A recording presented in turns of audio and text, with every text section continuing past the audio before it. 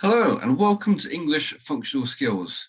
My name is Tim and I work at the Lightbulb as a learning development mentor specialising in functional skills.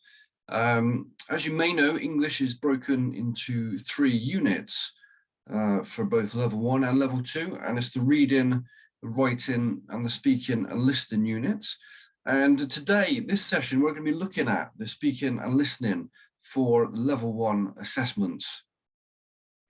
Part of the reason for the assessments is to help confidence grow in the way that we may speak to people in daily life and also in workplace situations.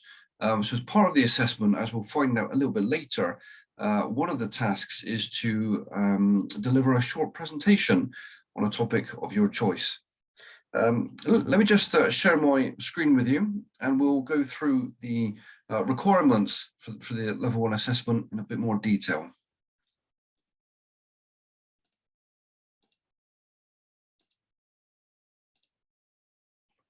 Okay.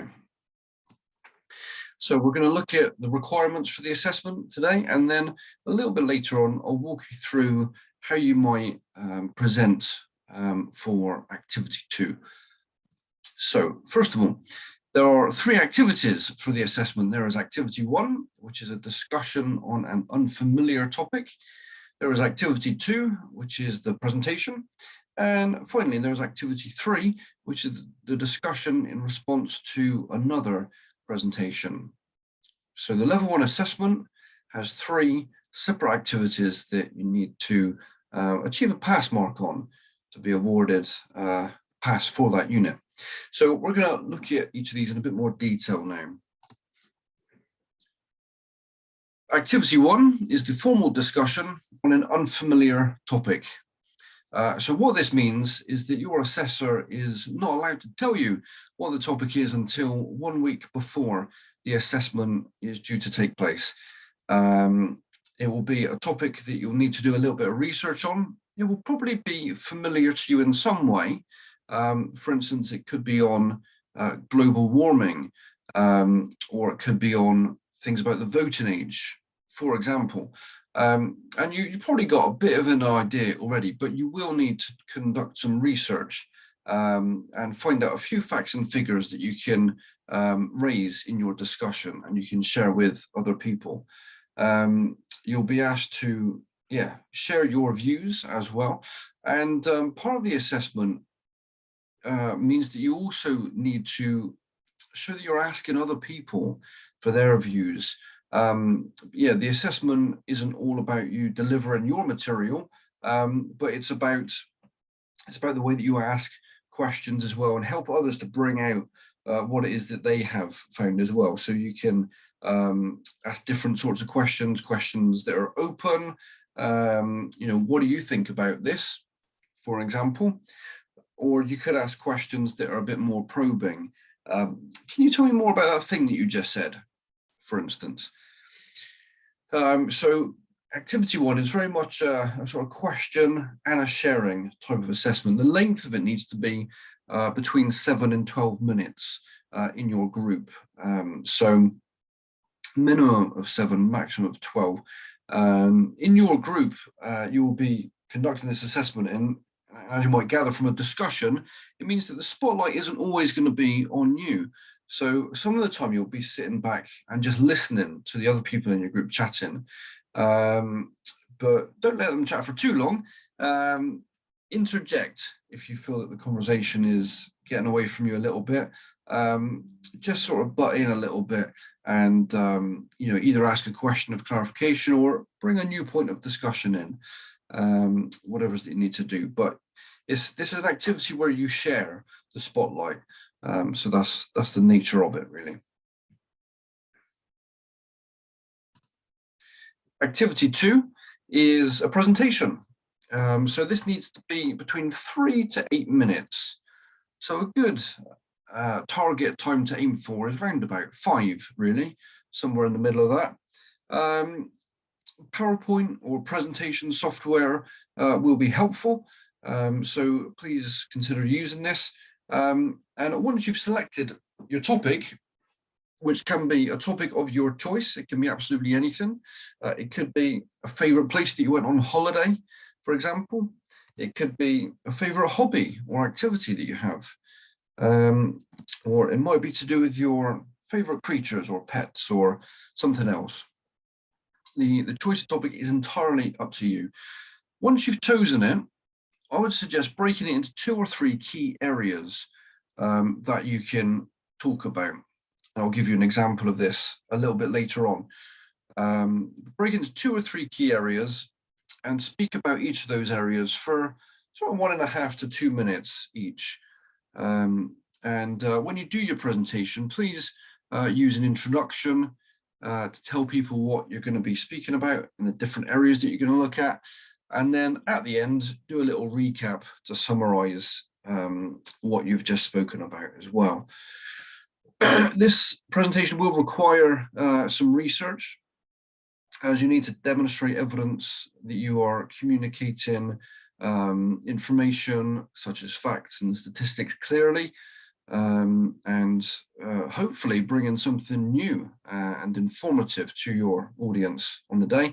But please also feel free to share your opinions, and it might be an idea that in your final section, you have an opinion piece where you share 5 great reasons to visit Weymouth or Tuscany or wherever, or 5 great reasons to play darts, something like that. We'll look at an example presentation a little bit later on in this talk today. Activity 3 is the shortest one of these really, and it's the discussion in response to another presentation. So your assessor will probably play you a short video, and in your groups, your job is to just simply have a discussion about it. This is referred to as an informal conversation, a bit more relaxed than the first one, as you don't have any time to prepare for it. So it's an activity designed to get your thoughts and responses off the cuff, really. So again, this is one where you can ask questions of other people in the group, try and find out what they think, try and draw them out a little bit. But also feel free to contribute your opinion. But again, the spotlight is shared in this activity. So that is an overview of the 3 different assessment types that there are in the speaking and listening assessment for level 1. You've got activity 1, which is the formal discussion, lasting about 10 minutes. Activity 2, which is the presentation, lasting around about 5 minutes. And then you've got activity 3, which is the informal discussion following a video or something like that, which can last sort of 5 to 10 minutes or so. So that's an overview of the different activities that you need to deliver at level 1. In the final part of this session, we're now going to look at an example presentation. You can use a structure similar to this one if you like. You can borrow the ideas here, but hopefully it will help you to think about the way that you present information and will help you to bring it in an organized and clear manner. So let me just share my screen with you one more time.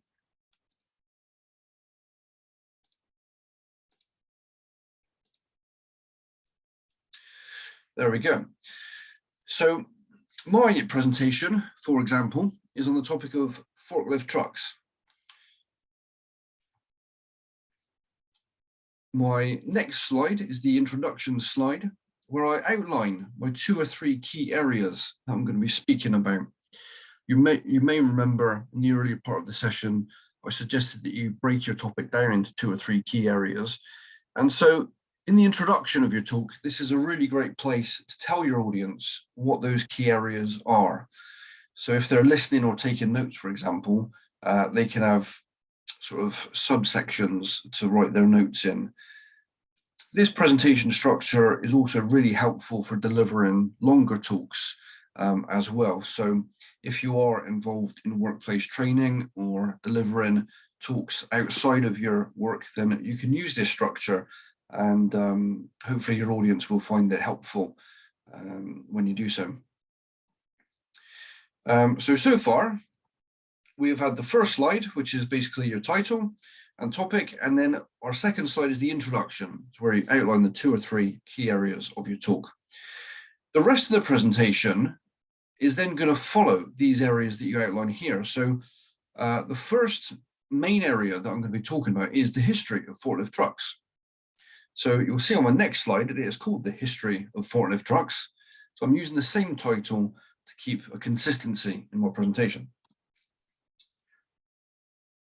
There's my first main section, and as you can see, it's called the history of forklift trucks. So I'm just using the same title to keep that consistent theme. Now, pictures are great because they add a nice visual aid for your audience, but you do not want loads of text on the slide. So what you can see in front of you is a bit much to take in for your average audience member. So I would suggest not doing this. And in fact, most presenters and regular speakers advise that there are only 40 words maximum per slide.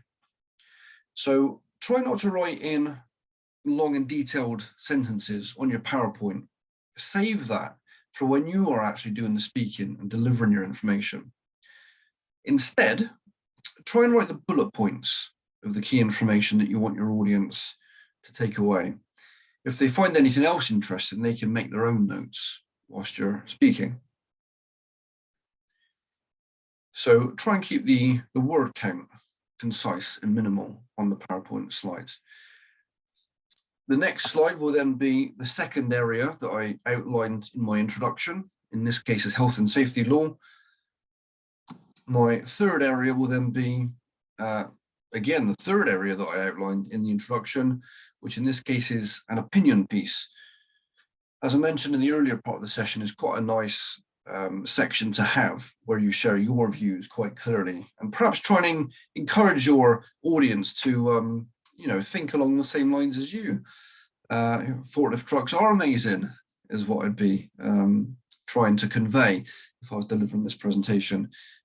So again, you could be thinking about 5 reasons why it's great to visit Tuscany or Florence, or 5 reasons why darts is the best sport ever to have existed, and so on. Once you've gone through your main areas, you can then have a little recap slide where you recap the points that were in your introduction. I do apologize, I've inserted an extra one here.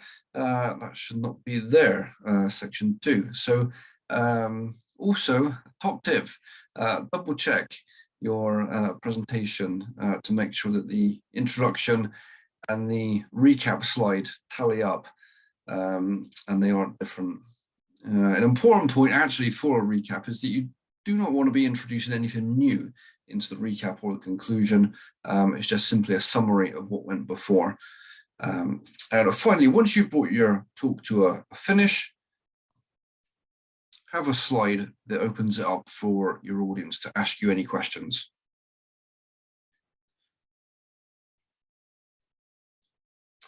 So that is an overview of the requirements of the speaking and listening assessment at level 1, and also an example presentation.